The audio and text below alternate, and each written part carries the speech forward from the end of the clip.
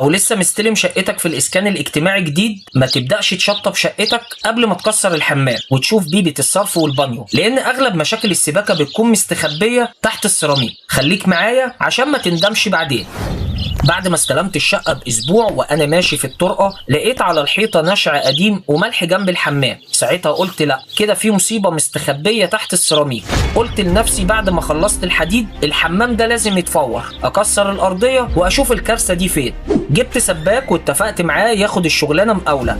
أول حاجة عملها فك القعدة والحوض وطلعهم بره. بعدها فك البانيو وبص على الصرف بتاعه، ولما بص على الصرف طلع ان فيه تسريب ولقى تحتيه فاضي، والبانيو ذات نفسه كان راكب غلط من الاول. بعدها كسر السيراميك القديم وشال الراتش وشال الرملة كلها لحد ما وصل لأرضية الحمام. اتأكدنا ان العزل معمول ببلك واسمنت والدنيا 100 وسليمة.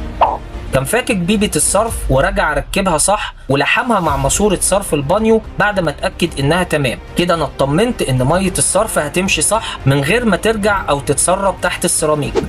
رجع الرمل وبدأ يركب السيراميك الجديد اللي انا مختاره من المعرض بنفسي، مقاس 50 في 50.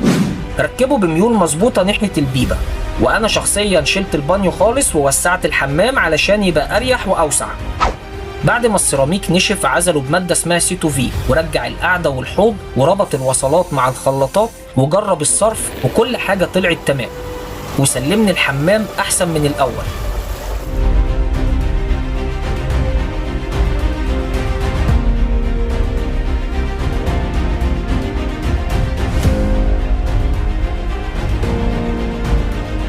انت شايف كان ممكن أسيب الحمام زي ما هو وأغامر، ولا أنا كده عملت الصح؟